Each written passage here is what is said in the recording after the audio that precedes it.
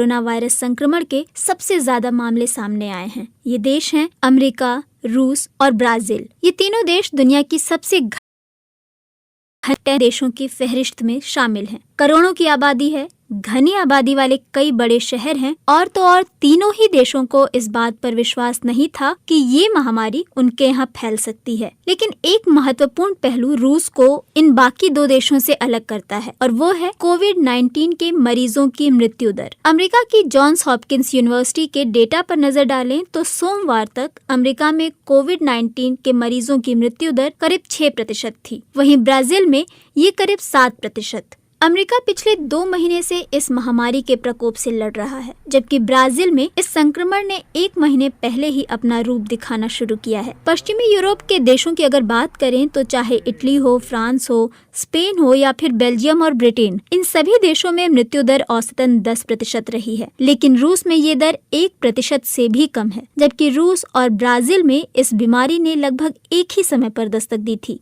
रूस के स्वास्थ्य मंत्रालय में संक्रामक रोग की चीफ डॉक्टर एलिना मेलेनिकोवा के पास इसका एक सीधा साधा जवाब है। उनके अनुसार मृत्यु दर इसलिए कम है क्योंकि लोगों में इस संक्रमण का सही समय पर पता चल रहा है। रूस में लोग संक्रमण के लक्षण दिखाई देते ही डॉक्टरों से संपर्क कर रहे हैं और अपना इलाज करा रहे हैं। रूस के पत्रकारों की रिपोर्ट के अनुसार उनके यहाँ कोरोना वायरस संक्रमण के अब तक जितने भी मामले सामने आए हैं, उनमें से 60% केस रूस की राजधानी मॉस्को के हैं, जहाँ तुलनात्मक रूप से जवान लोगों की आबादी ज्यादा है जो स्वस्थ हैं, जबकि ग्रामीण इलाकों में ऐसा नहीं है। इनमें से वजह जो भी हो, लेकिन कोरोना महामारी से इतनी कम मृत्यु दर काफी अप्रत्याशित है। तो ये समझने के लिए कि रूस में आखिर चल क्या रहा है, हमने कुछ चीजों की तुलना की।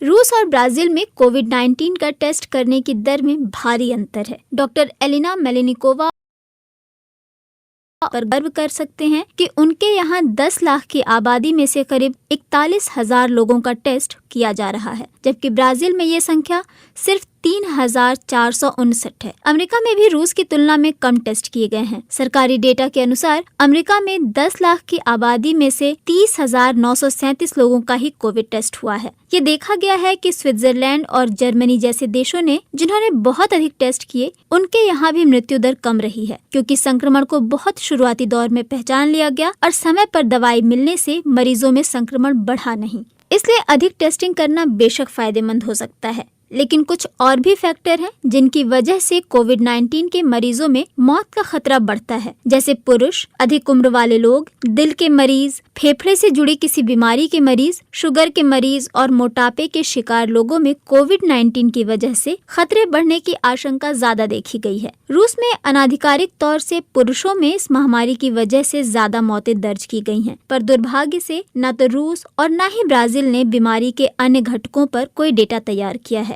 जैसे ये नहीं बताया जा रहा है कि किस जेंडर में इस बीमारी से ज्यादा मौतें हुई हैं और किस उम्र के लोगों में ज्यादा खतरा देखा गया है। हालांकि ब्राजील ने अप्रैल महीने के अंत में एक बार अपडेट किया था कि उनके यहाँ कोविड-19 से मरने वालों में 59% पुरुष हैं। वर्ल्ड बैंक के अनुसार रूस की 15% आबादी 65 वर्ष या उससे अधिक उम्र की है। ब्राजील में ये संख्या 9% है, जबकि अमेरिका में 16% है। रूस और ब्राजील में बुजुर्गों की आबादी का ये अंतर बताता है कि ब्राजील में कोविड-19 के मरीजों की मृत्यु दर कम रहनी चाहिए थी। वहीं ब्राजील की तुलना में रूस के भीतर कार्डियक यानी हार्ट की बीमारी वाले लोगों की संख्या भी ज्यादा है। एक हालिया अध्ययन में इस बात की भी पुष्टि की गई है। इसमें कहा गया है कि हार्ट की बीमारी की वजह से होने वाली परेशानियों की दर रूस में ब्राजील से करीब 2 गुनी है। इसलिए भी कोविड-19 की वजह से वहां खतरा ज्यादा हो सकता है। फेफड़ों की बीमारी वाले कितने लोग रूस में हैं, इसका भी कोई आधिकारिक डेटा रूस में उपलब्ध नहीं है। हालांकि धूम्रपान, जो कि सांस और फेफड़े से जुड़ी बीमारियों के प्रमुख कारणों से एक माना जाता है, वो रूस में ज्यादा आम है। रूस में करीब 57% पुरुष और 23% महिलाएं धूम्रपान करती हैं, जबकि ब्राजील में धूम्रपान करने वालों की संख्या पुरुषों में 17% और महिलाओं में 10% है।